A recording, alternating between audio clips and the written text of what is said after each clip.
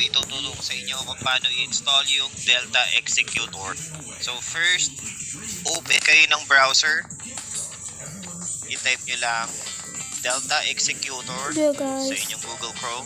Ilalagay ko na lang din yung link sa description para mas mabilis. So yung unang lalabas dyan, ayan yung i-click nyo. Then scroll down lang kayo. Scroll down lang kayo guys. May mga pop-up dyan, deny nyo na lang or i-close nyo na lang.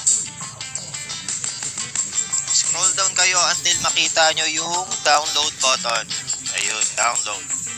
So, i-press nyo lang yan. Then mag-open ulit siya ng panibagong ad. Pindutin nyo lang yung X sa top. Tapos scroll down na ulit kayo.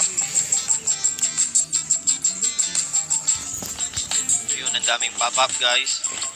Close nyo lang yung mga yan. Scroll down lang kayo, hanapin nyo yung download button ulit. Ayun, download. Download now. Click nyo lang yun. Tapos magsisimula na siyang i-download yung Delta Executor. Pinindot ko lang yung details dun sa taas. I'm tripping, dude.